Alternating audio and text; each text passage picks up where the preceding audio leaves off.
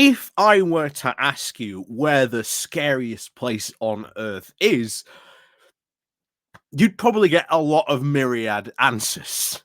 But according to Bill Clinton back in 1993, I think it was, he called the North Korean DMZ one of the scariest places on earth.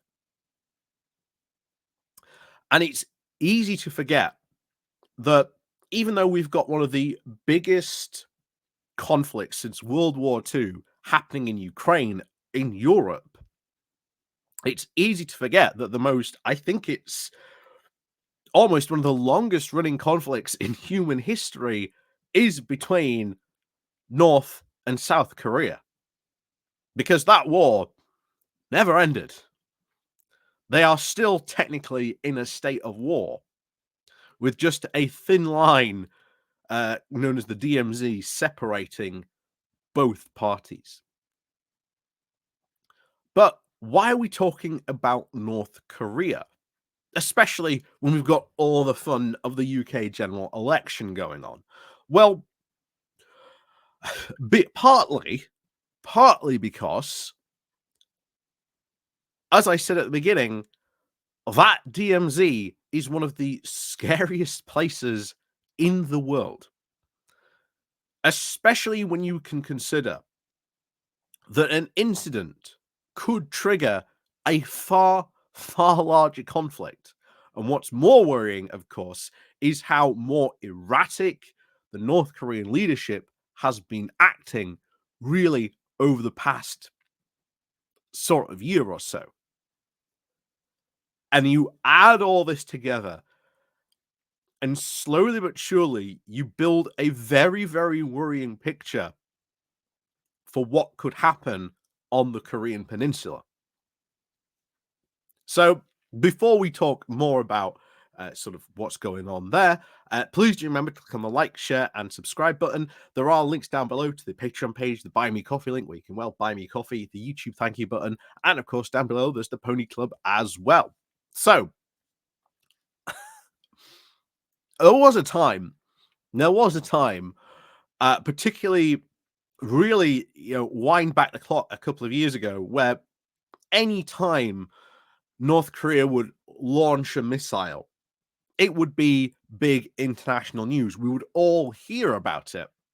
But did you know last year, not this year, last year, North Korea launched 6 missiles.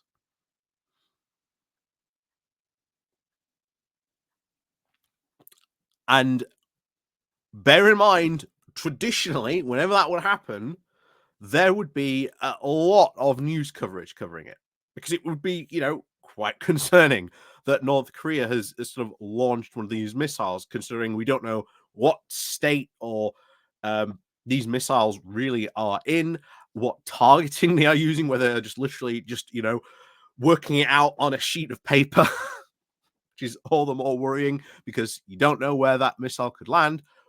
We don't know what state that missile is in. What if it stops working halfway through the flight and maybe lands in Japan?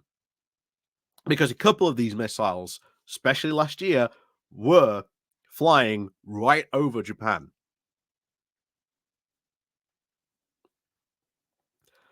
So that's one issue. Now, as far as I am aware, or at least I haven't been able to find any information, I don't think there have been any launches so far this year.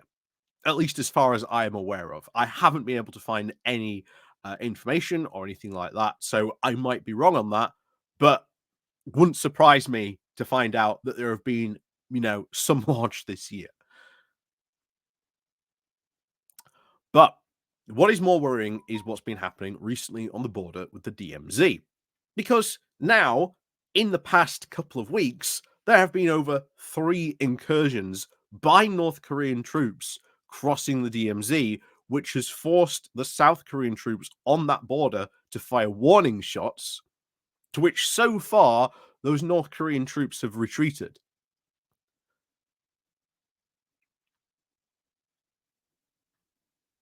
So it is more escalating tension.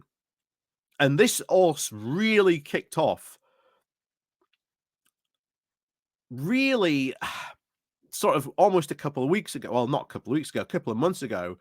You may remember we covered North Korea blowing up the peace, the Korean unification peace monument to which Kim's father built in the hopes that one day, you know, Korea could be peacefully reunited.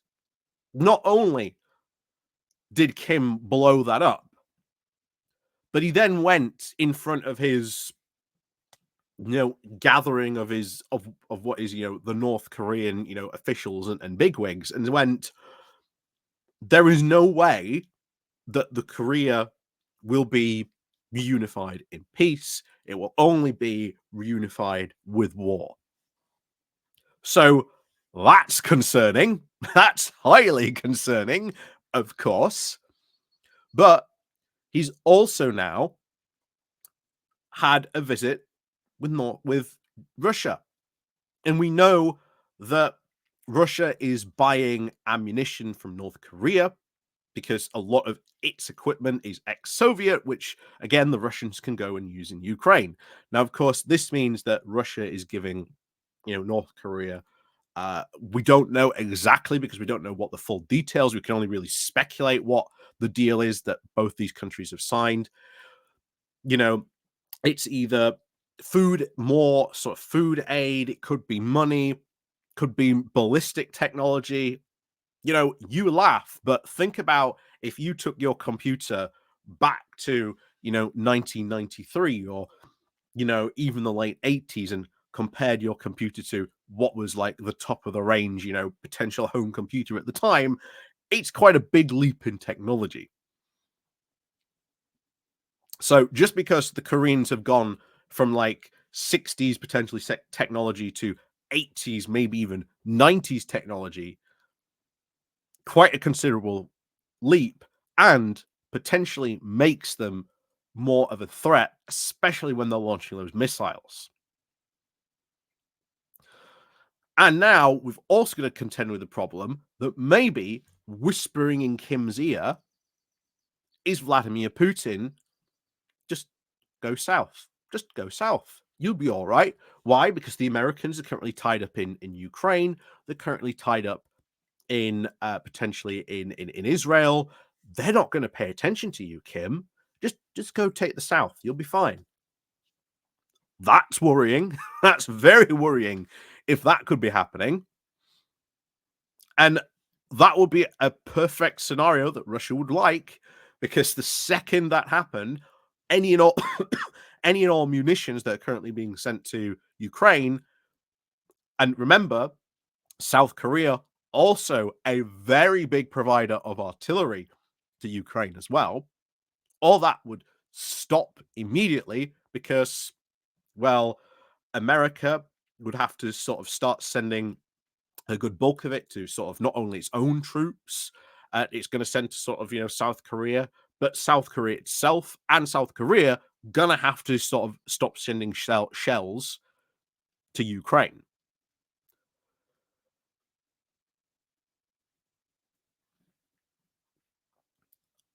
But there is the likelihood that all this is really a big piece of theater by, well, Kim Jong-un, because his only successor is his daughter, as far as we are aware.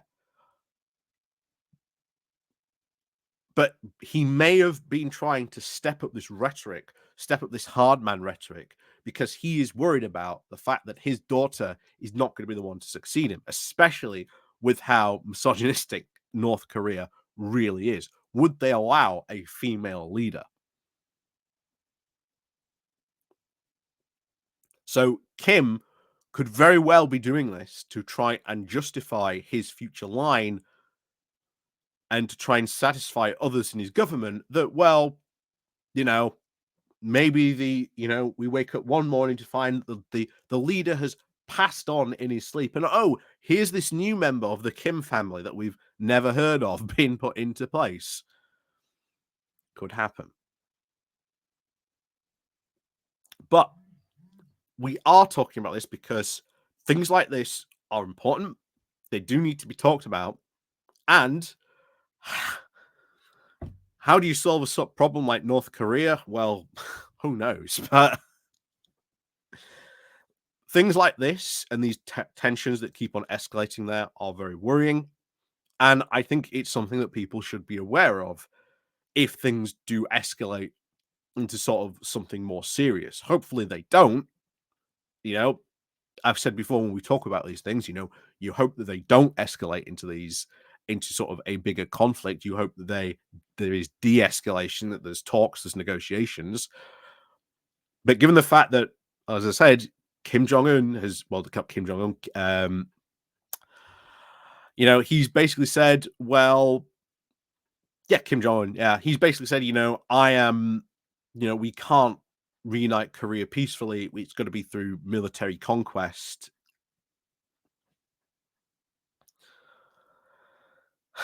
That's worrying. That's concerning. So, tensions along the DMZ are getting a bit more tense. The fact that you've had those incursions, will they increase? Will they keep on happening? Could these just escalate into something else? It's difficult to predict, but it's how do you stop it? I mean, I don't know how you would stop it if these things sort of started to escalate more.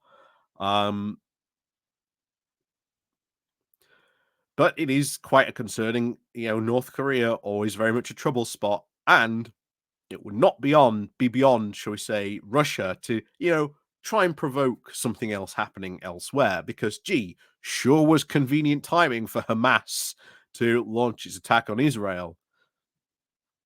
But hey, there you go. So, as always, thank you very much for watching. And of course, as always, please do click on the like, the share button, and of course, comment down below to let me know what you think as well. And of course, there's the Patreon page, etc., all down below as well. So, thank you very much for watching. And of course, we'll see you all next time.